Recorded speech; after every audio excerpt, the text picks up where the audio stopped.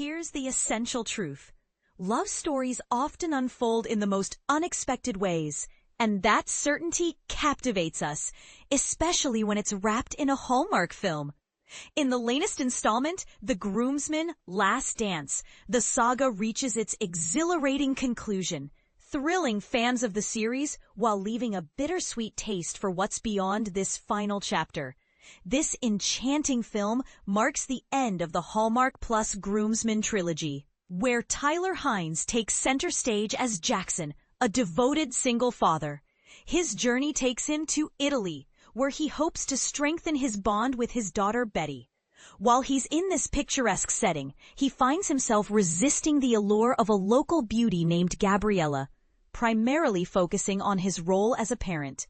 However, as Betty candidly unveils how her father's singular focus is hindering both their happiness, Jackson reluctantly begins to entertain the idea of love again.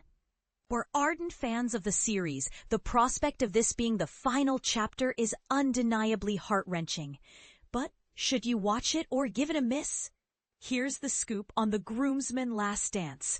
Opening scene, we're taken back to the wedding that set the entire narrative in motion. Hannah's wedding, which is the sister of Danny. It's at this event where Pete, played by B.J. Britt, first met Chelsea, portrayed by Heather Hemmons in the series' debut film, and where Danny, played by Jonathan Bennett, discovers his friend and manager Zach, portrayed by Alexander Lincoln, was involved with another gentleman named Nolan, a crucial plot point of the second film. The pivotal moment of this final installment occurs when Jackson realizes that Betty is about to relocate to Italy with her mother. The essence of the story in this climactic third film. Audiences are about to delve deeper into Jackson's background. Beyond being an influencer agent and a doting father to teenage Betty, we start uncovering layers of his past. After attending Danny's wedding in Greece, Betty and her mother Trisha head for a new life in Italy. Heartbroken by this sudden shift, Jackson, who's becoming increasingly weary of his own work, senses an opportunity for a fresh beginning. With Trisha leaving Italy for a month for professional reasons, he opts to visit the Italian coast for some quality time with Betty. As Jackson drives into his daughter's new town, he clumsily nearly collides with a striking Italian, Gabriella, who promptly chastises him for being an inattentive American driver distracted by his phone. This encounter unfolds in a classic romantic comedy style. Initially adversarial, their relationship gradually evolves as they continue to cross paths. Not only is Gabriella the landlord for Betty and Trisha, but she also co-manages a charming restaurant with her mother, making her inescapably present in Jackson's life. Jackson, keen to distract himself from hovering over Betty and her friends, offers to assist Gabriella with her restaurant's online presence, leveraging his professional skills. Afterward, Gabriella surprises Jackson and Betty with a homemade meal, a gesture orchestrated by Betty to spark a potential connection between them. Yet Jackson finds himself overwhelmed by his growing attraction and chooses to withdraw abruptly before anything meaningful develops. As the town prepares for a local masquerade festival, with special appearances by Danny and Pete, Jackson shares a dance with a masked stranger. Spoiler, it's Gabriella, rekindling his understanding that it's entirely acceptable to embrace romantic feelings. In a struggle against romantic inclinations, Jackson repeatedly claims he's not yet ready for a relationship. But then, his daughter Betty confronts him with a dose of reality. She expresses her frustration, revealing how his protective nature has resulted in her feeling suffocated and isolated, making her friendship circle painfully small. Jackson insists that he's merely being protective, to which Betty retorts that he's overly so, affecting both her and the shielding of his own heart. A turning point arises when Jackson ventures to accompany Gabriella to her father's vineyard. Amidst car troubles, they end up spending an unexpected night with her rough-around-the-edges dad, providing space for Jackson to reflect on his role as a father.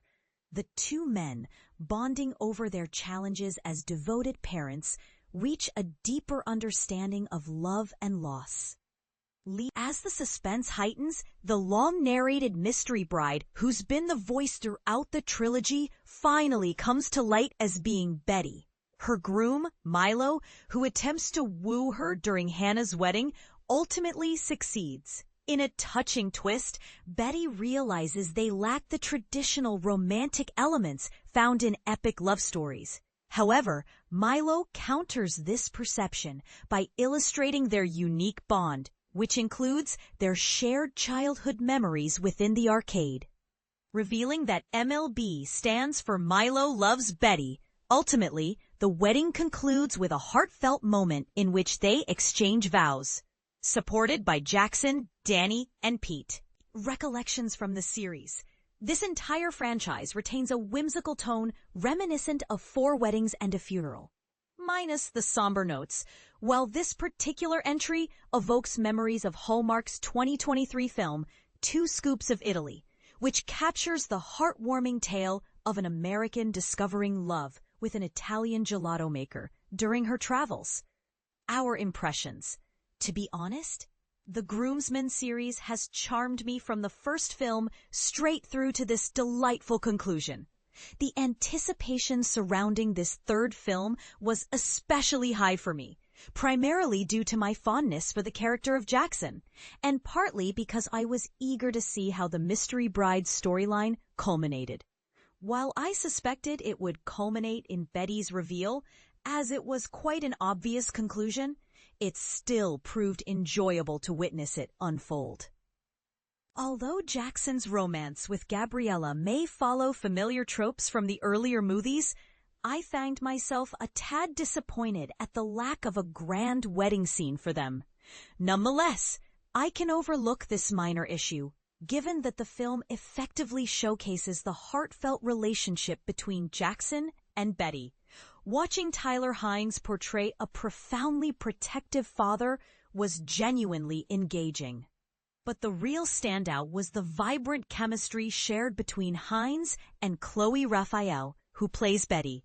Their bond appears genuine and relatable, and I must admit, seeing Jackson and Betty share a toast at the wedding brought a tear to my eye. A note, one small critique I have is that young Betty, Raphael, contrasts considerably with her older self, now Elizabeth, portrayed by Lily Dodsworth Evans. Young Betty emanates a tomboyish charm, while Elizabeth exhibits a more reserved demeanor and insists on her new name. While this distinction makes narrative sense to maintain suspense, I wish Elizabeth showcased a shimmer of Betty's mischievous spirit. Regardless, this small inconsistency doesn't detract from my overall enjoyment, and Last Dance accomplishes the task of tying up all the narrative threads while ensuring each character receives the joyful ending they deserve. What's not to love? Final scene.